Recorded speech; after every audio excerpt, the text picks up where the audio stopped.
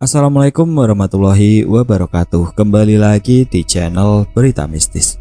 Untuk kisah kali ini masih melanjutkan dari kisah yang sebelumnya, yaitu sebuah kisah yang diambil dari Kaskus dari tulisannya Mak Gendis, yaitu sebuah kisah yang berjudul Gendis.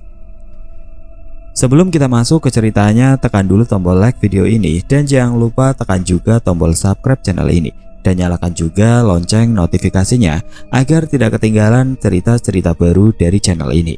Dan bagi teman-teman yang ingin membaca langsung ceritanya, nanti silahkan saja kunjungi linknya yang nanti akan saya sertakan di kolom deskripsi. Dan seperti apa untuk kelanjutan kisah ini?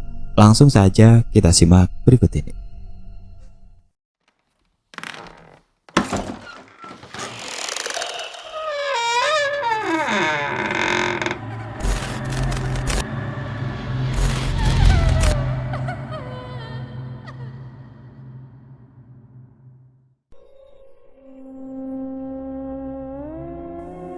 Mungkin ada di antara pembaca yang berpikir sangat menyenangkan dan membanggakan jika memiliki anak seperti Gendis. Jika ditanya apa aku bangga memiliki anak seperti Gendis, tentu saja iya. Tetapi jika aku ditanya apa aku bangga dengan kemampuan yang dimilikinya, dengan tegas aku menjawab tidak. Mengapa? Karena bagiku ini seperti beban berat yang harus dipikulnya seorang diri. Kemampuannya itu bagaikan pisau bermata dua. Jika tidak diarahkan dengan baik, akan melukai dirinya sendiri, bahkan orang lain. Apalagi untuk aku sebagai orang terdekatnya. Jika aku tidak bisa memahami apa yang sudah ia lihat atau apa yang tengah ia rasakan, maka itu bisa berdampak buruk bagi psikologis putriku. Contohnya kejadian yang terjadi hari ini. Anakku mendapat penglihatan tentang masa lalu orang tuanya yang penuh pertikaian dan kekerasan. Bukankah itu bisa memberi sisi negatif ke dirinya, bisa mengguncang jiwa dan membuatnya trauma? Apalagi saat itu, usia Gendis masih tergolong belia. Ia berusia 1 tahun. Namun aku berusaha sekuat tenaga untuk selalu mengajaknya berbicara, berdiskusi tentang apa yang ia lihat dan rasakan. Berusaha memberikan pemahaman sesuai kapasitasnya sebagai anak kecil. Dan jangan pernah lelah terus mencari tahu dan membaca ilmu parenting dalam mendidik anak indigo. Sisanya serahkan ke Sang Maha Kuasa, karena pencipta mendesain makhluknya sedemikian rupa bukan tanpa maksud dan tujuan tertentu. Setelah kelelahan karena menangis terus-menerus, akhirnya Gendis pun tertidur lelap. Mungkin energinya sudah terkuras habis karena penglihatannya yang begitu menguras emosi. Aku menimbang ponsel di tanganku, seolah sedang menimbang-nimbang pikiranku sendiri. Tanganku bergerak ragu menyentuh layar ponsel, memikirkan pesan apa yang harus aku kirimkan ke suami. Akhirnya aku memutuskan untuk menceritakan semua peristiwa yang baru saja terjadi. Tentang penglihatan Gendis, pertengkaran kami, semuanya aku ceritakan. Tidak ada yang terlewatkan sedikit pun. Hatiku penasaran, ingin mengetahui reaksi suamiku. Lama kutunggu balasan pesan yang aku kirimkan, namun tidak kunjung juga kuterima. Nampaknya suamiku sibuk sehingga tidak sempat untuk mengecek ponselnya. Akhirnya tampak juga balasan darinya. Suamiku nampak terkejut ketika aku beberkan semua ucapan putrinya. "Tolong maafkan semua kesalahan mas, maaf." Hanya kalimat itu yang aku terima. Ia meminta maaf atas semua perbuatan dan kelakuannya yang sudah membuat putrinya sakit hati. Emosiku terpancing. Aku mencaci maki suamiku lewat pesan yang kukirim. Aku menyalahkan perilakunya. Seandainya ia tidak pernah macam-macam, aku juga tidak akan pernah berbuat sekejam itu kepada dirinya. Sekarang putriku yang harus menanggungnya. Ia ikut merasakan apa yang juga aku rasakan. Hatiku terbawa arus emosi tidak terkendali. "Mah, tolong beri pengertian ke Gendis. Mas tidak mau apa yang telah ia lihat membuat Gendis membenci dan menaruh rasa dendam ke Mas. Tolong bantu Mas ya." Aku terdiam bersama lamunan yang tidak ingin aku tinggalkan. Haruskah aku menuruti permohonan suamiku? Bukankah semua masalah ini timbul karena perlakuannya sendiri? Aku memijit pelipis dan bahuku yang terasa tegang. "Masa bodoh ah, itu urusanmu dan Gendis. bukan urusanku, gerutuku dalam hati. Aku hanya bisa berdoa semoga Gendis dengan cepat dapat melupakan apa yang telah ia lihat. Bukankah anak kecil itu pemaaf? Mereka dengan mudahnya dapat segera melupakan semua yang telah mereka lihat. Namun sepertinya Allah mempunyai rencana yang lain. Semua yang telah putriku lihat begitu terpatri membekas di hatinya. Gendis benar-benar berbeda dengan anak seusianya. Ia ikut merasakan sakit hati yang aku alami. Ternyata penglihatannya kali ini adalah titik balik dari hubungan Gendis dengan ayahnya. Hubungan yang di kemudian hari penuh dengan rasa kecewa, dendam, dan amarah. Keesokan harinya, untuk menghilangkan rasa jenuh dan stres akibat peristiwa yang terjadi kemarin, aku mengajak Gendis berkeliling komplek perumahan. Dis, temani mama jalan pagi yuk, nanti kita lihat rabbit di lapangan blok A. Bujuku ke Gendis yang sedang fokus menyusun Lego. Dengan mata berbinar, ia menganggukkan kepala, pertanda menyetujui ucapanku. Ayo mah, naik sepeda ya, jawabnya bersemangat. Ia menaruh Lego di atas karpet dan secepat kilat berlari ke teras menuju sepeda kesayangannya. Ma, uyuan, panggilnya ke arahku. Aku segera menghampiri putriku, mengangkat tubuhnya dan mendudukkan di sepeda roda 3 berwarna hijau. Dengan hati riang dan tangan mengepal ke udara, Gendis mulai berteriak lantang. Go! Teriakannya seperti seorang cheerleader yang memberikan semangat kepada tim yang sedang bertanding. Dengan wajah ceria, aku mulai mendorong sepeda Gendis keluar rumah. Kami berjalan-jalan santai mengelilingi komplek perumahan. Sesekali wajah Gendis menoleh ke arah rumah kosong yang sudah lama ditinggalkan begitu saja oleh pemiliknya. Ia melambaikan tangan. Dengan ramah anakku menyapa mereka yang mungkin memanggilnya dari kejauhan. Seperti biasa, ia akan bertanya tentang sosok yang mungkin saja baru ia lihat atau temui. Mah, itu siapa? Tanya Gendis ketika melewati rumah yang sudah hampir rubuh. Aku menoleh sekilas melihat ke rumah yang ia tunjuk. Itu jin, makhluk ciptaan Allah. Gendis tidak boleh takut sama mereka. Gendis cuma boleh takut sama Allah, karena Allah yang menciptakan semuanya. Nasihatku pada Gendis yang terus berpegangan erat pada stang sepeda. Walau ia masih berusia setahun, namun sesering mungkin aku memberinya nasihat tentang agama. Aku berusaha memperkuat akidahnya sejak dini, agar pondasi imannya tidak tergoyahkan. No, mah, tuh om, protesnya sambil tersenyum. Iya, itu jin yang memakai wujud om. Om, disalah sama mama, pekiknya sambil melambaikan tangan. Untung saja saat itu jalanan terlihat sepi. Kalau saat itu ada tetanggaku yang melihat dan mendengar ucapan Gendis, bisa-bisa putriku selain dicap rewel juga dibilang aneh. Ketika melewati sekolah dasar yang tampak sunyi karena para muridnya sedang belajar di dalam kelas, Gendis mulai berteriak, Mah, sekolah, this out sekolah, no. Aku mengusap pucuk kepalanya sambil tersenyum tipis. Nanti Yandis, belum saatnya. Tidak ada sekolah yang mau menerima anak berusia 1 tahun. Untuk sementara, Gendis belajar di rumah dulu sama mama. Ia menendang-nendang sadel sepeda. Putriku marah karena aku tidak meluluskan permintaannya. Entah sudah berapa puluh kali Gendis meminta untuk belajar di sekolah. Terkadang mata kecilnya mengintip dari celah pagar rumah hanya untuk melihat tetanggaku berangkat sekolah. Kemudian ia akan mulai berteriak, Sekolah. Sekolah sambil mengambil tas pemberian almarhum Eyang yang sengaja aku taruh di ruang tamu. Gendis, walau masih berusia 1 tahun, namun semangat belajarnya begitu tinggi. Insya Allah untuk selamanya, bukan hanya sekedar saja. Dis tahu sekolah, pekiknya tajam.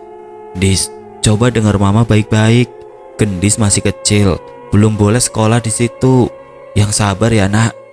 Aku menunjuk ke sekolah yang baru saja kami lewati. Anakku merajuk, bibirnya tampak maju beberapa senti ke depan. Sabar, nanti ada saatnya Gendis belajar di sekolah. Bujuku berusaha memberi pengertian. Namun Gendis tetap pada pendiriannya. Ia mulai merajuk sambil terus meneriakkan kalimat sekolah sepanjang perjalanan. Aku tidak menggubris amarahnya. Aku terus mendorong sepeda Gendis menapaki aspal perumahan yang terlihat mulus. Ketika melewati salah satu rumah yang terlihat begitu megah dan mewah, putriku menoleh dan memandang ke arah rumah tersebut. "Mah, stop!" pintanya sambil terus mengamati rumah bercat abu-abu. Telunjuknya perlahan terangkat dan menunjuk ke atap rumah mewah berlantai 3. "Mah, itu apa? Ih, diam!" tuturnya sambil bergidik ngeri. Aku menghentikan doronganku. Mataku terpaku ke atap rumah tersebut. Serem, memangnya Gendis lihat apa? Ia menggelengkan kepala, membuat rambutnya yang ikal ikut bergerak ke sana kemari. "Gendis takut tidak?" "No," jawabnya riang. "Yang berada di atas atap tidak mengganggu Gendis kan?" "No mah, Mah duduk iem. Aki lihat kemari." "Oh ya sudah, kalau dia nggak mengganggu dan tidak bikin Gendis takut." Baru saja aku membatin dalam hati mengenai sosok yang sedang bertengger di atas atap. Tiba-tiba terdengar suara yang membuat bulu kuduku merinding. Suara lolongan anjing terdengar begitu panjang dari rumah mewah yang ditunjuk Gendis. Seketika bulu leherku meremang, kaget sekaligus takut mendengar lolongan memilukan yang bersaut-sautan. Aku menghela nafas berat dan mempercepat langkahku menjauh dari rumah gedung yang berdiri angkuh di tepi jalan. Gendis mulai tertawa cekikikan. Ia begitu bahagia mendengar lolongan anjing yang meratap pilu. Mungkin di indera pendengarannya, lolongan yang menyeramkan itu seperti sebuah simfoni yang terdengar merdu. Putriku mulai berdiri dari duduknya. Kakinya bertumbuh pada pijakan sepeda. Kepalanya terangkat, mendongak ke atas langit. Ia membuka mulutnya dan melolong menirukan suara serigala. Suara lolongan pelan terdengar dari bibirnya. Ia tampak begitu menghayati perannya sebagai seekor serigala. "Dis, jangan begitu, ayo duduk, nanti jatuh," bentakku ketakutan. Gendis menoleh ke arahku dan tersenyum jahil. "Mama atut," ucapnya sambil tertawa. "Dasar jahil," balasku sambil membelai rambutnya yang hitam legam. "Mah, Endis mau jadi wolf," celotehnya riang. Gak boleh bicara begitu. Gendis itu manusia, bukan hewan." "Wahai, Gendis itu anaknya mama. Kalau serigala itu hewan, jangan bilang begitu lagi, Endis." Ia terdiam. Mungkin putriku masih bingung bagaimana cara membedakan manusia dan binatang. Perlahan langkah kakiku mulai memasuki lapangan badminton di blok A. Gendis kembali berdiri di atas pijakan sepeda. Wajahnya terlihat antusias dan sumringah saat melihat kelinci yang sedang berlarian di lapangan. "Mah, look rabbit," ujarnya sambil bertepuk tangan kegirangan. "Iya, itu kelincinya, lucu ya, gak bisa diem kayak Endis," sahutku sambil tertawa geli. "Mah, top, Gendis mau lihat rabbit uyu." Aku segera menghentikan langkah kakiku. Dengan tidak sabar, Gendis turun dari sepeda dan mulai berlari ke arah lapangan. Matanya mengerjap-ngerjap lucu saat mengamati kelinci yang sedang berlarian di pinggir lapangan. Sesekali ia berteriak kegirangan karena salah satu kelinci berlari mendekatinya. Setelah puas melihat kelinci yang sedang dijemur oleh pemiliknya, Gendis kembali menaiki sepeda dan meminta melanjutkan perjalanan. "Mah, lewat situ," tunjuk Gendis ke arah gang yang berada di sebelah kiri jalan. Aku mengikuti arahan putriku. Aku membelokkan sepeda menuju gang yang jalannya tidak terlalu lebar. Mumpung masih pagi ini, jadi tidak ada salahnya kalau mencari keringat di blok A, pikirku sambil mengamati deretan rumah yang berjejer rapi. Ada salah satu rumah yang menarik perhatianku. Rumah bercat biru muda yang halamannya dipenuhi tanaman hias, membuat mata siapapun yang memandangnya merasa bahagia dan nyaman. Saat sedang mengamati bunga mawar yang sedang merekah, terdengar suara merdu wanita mengucapkan salam dan memanggil namaku. "Mama Gendis, sini mampir dulu." Aku celingukan berusaha mencari suara yang terdengar sangat familiar di telingaku. Ketika aku menoleh ke rumah bercat biru muda, kulihat kepala Umi tersembul dari balik pagarnya yang bercat hitam. Umi, mataku berbinar melihat wajah Umi yang selalu terlihat tegas namun menedukkan hati. Umi membuka pintu pagar, mempersilahkan aku memasuki kediamannya. Aku segera menghampiri Umi dan mencium tangan beliau. "Rumah Umi di sini ya? Kok Ima baru tahu?" tanya aku sambil tersenyum seperti orang linglung.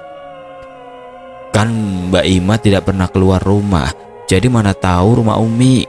Ayo masuk, mampir sebentar," pintanya tulus. Aku mendorong sepeda gendis memasuki halaman rumah yang tampak begitu asri. Dari dalam rumah terdengar lantunan murotal yang begitu menyejukkan jiwa. Aku mengucapkan salam dan melangkah memasuki pintu ruang tamu. Baru saja kakiku menapak di lantai berwarna krim, gendis langsung melepaskan genggamannya dariku. Ia segera berlari berhamburan menuju ke salah satu ruangan, seolah-olah seperti ada magnet yang menarik putriku mendekat ke ruangan itu. Aku yang merasa tidak enak hati dengan kelakuan gendis, segera berusaha mengejar dan melarang anakku menggeratak ke rumah orang lain seenaknya. Namun tangan Umi segera menghentikan langkah kakiku. "Biarkan saja Mbak, biarkan Dedek mau ngapain. Saya mau lihat apa yang Dedek lakukan di dapur." Ternyata ruangan yang dituju putriku adalah dapur. Dari sekian banyak ruangan di rumah ini, kenapa gendis malah memilih berlari menuju ke dapur? Ada apa di sana? Dengan isyarat tangan, Umi mengajakku mendatangi ruangan di mana putriku berada. Saat itu aku melihat gendis tampak terdiam mematung di ambang pintu dapur. Bahasa tubuhnya tampak ragu untuk melangkah lebih jauh. Matanya yang bening dan tajam berkeliling menelisik ke seluruh sudut ruangan. Netranya berhenti tepat di arah tangga yang auranya membuatku merasa tidak nyaman. Ia menyipitkan matanya ke tangga yang terbuat dari kayu jati. Tubuhnya terdiam kaku. Tampaknya putriku sedang berkomunikasi dengan sosok penunggu di tempat itu. Setelah merasa puas menyapu seluruh penjuru dapur, anakku berbalik badan dan kembali ke ruang tamu. "Dede, sudah selesai lihat-lihatnya?" tanya Umi dengan raut wajah datar. Gendis tidak mengindahkan pertanyaan Umi. Ia tampak cuek. Pandangannya fokus menatap ke arah rak buku yang tertata rapi. "Kamu lihat apa di dapur? Ada temanmu ya?" Umi bertanya kembali ke anakku. Namun sekali lagi, Gendis tidak menjawab pertanyaan Umi. Jemarinya tampak asik memilah buku yang hendak ia baca. Di mata Gendis, buku merupakan harta karun favoritnya. Sesekali bibirnya bergumam mengucapkan kalimat yang sulit aku pahami. "Memangnya di dapur Umi ada siapa, Dengan hati-hati aku bertanya pada Umi. "Itu, di dapur saya ada temannya Dedek." "Temannya Gendis?" Keningku mengernyit mendengar jawaban Umi. "Iya, temannya Dedek. Teman yang cuma bisa dilihat oleh matanya Dedek. Kalau mata orang normal seperti kita, ya nggak akan bisa melihatnya." "Oh." Kepalaku manggut-manggut mendengar penjelasan Umi. "Yang di dapur saya, orangnya iseng Mbak, sering banget mindahin perabotan di dapur," gerutu Umi dengan wajah masam. Aku memincingkan mata mendengar penuturan Umi. "Kok bisa sih Maksud Ima kan Umi rajin beribadah. Di rumah juga selalu terdengar lantunan muroda. Masa mereka masih betah di rumah Umi?" Tanyaku penuh rasa ingin tahu. "Ya bisa saja Mbak, mereka itu kan hobinya mengganggu manusia yang beribadah." Aku terdiam sejenak, berusaha mencerna ucapan Umi. "Kenapa Umi tidak mencoba mengusirnya?" Aku memberanikan diri bertanya. "Belum Mbak, untuk sementara ini saya biarkan saja dulu. Kalau sudah keterlaluan, baru saya usir, biar nanti diruqyah syar'i," geramnya sambil menatap ke arah dapur yang catnya mulai tampak kusam. Aku terdiam berusaha menahan tawa. Ternyata bukan rumahku saja yang diganggu mereka, namun rumah Umi juga suka diganggu makhluk tidak kasat mata. Sepertinya mereka salah memilih target, tawaku dalam hati. Umi mengalihkan tatapannya ke arah Gendis yang sedang membolak-balik halaman buku fikih. Terlihat binar terpancar dari matanya. "Tepat tebakan saya." "Maksud Umi?" "Mbak ingat tidak, waktu saat usia Dedek masih 8 bulan, Dedek minta majalah yang pernah saya bawa untuk Mbak." "Iya Ima ingat." "Majalah Tibu Nabawi kan?" Betul, dari pertama kali saya melihat cara Dedek memegang buku dan melihat tatapan matanya saat sedang membaca, saya langsung bilang ke Mbak kalau daya tangkap Dedek di atas rata-rata anak seusianya. Sekarang coba Mbak perhatikan mata Dedek. Ia tampak begitu fokus membaca semua kalimat di buku yang sedang dipegangnya. Tampak secerca senyuman dari bibirnya yang tidak pernah tersenyum. Aku mengikuti perintah Umi. Walau anakku belum bisa membaca, tapi Gendis tampak begitu fokus membaca buku yang sedang ia pegang. Gendis begitu menyukai buku. Ia tampak tenggelam dalam bacaannya. Bola matanya fokus banget kan Mbak? Susah loh untuk anak seusia Dedek bisa fokus melihat tulisan. Masa sih Sautku tidak percaya. Biasanya yang Umi amati, anak seusia Dedek itu ketika dikasih buku, matanya akan kesana kemari, tidak bisa fokus, beda sama Dedek. Alhamdulillah kalau begitu jadi Ima ada teman membaca di rumah, jawabku sambil tertawa kecil. Tolong Mbak Ima rajin membelikan Dedek buku bacaan yang bermanfaat, dan jangan pernah bosan membacakan Dedek buku cerita. Percuma punya anak pintar kalau orang tuanya tidak bisa mengarahkan kemampuan anaknya. Saran dari Umi yang mempunyai gelar psikolog begitu membekas di benakku. Insya Allah Ima akan selalu rajin membacakan buku dan mengajak Gendis berdiskusi. Ima akan selalu ingat semua pesan Umi untuk Ima. Umi menepuk bahuku pelan. Selalu semangat ya Mbak, ucapnya lirik.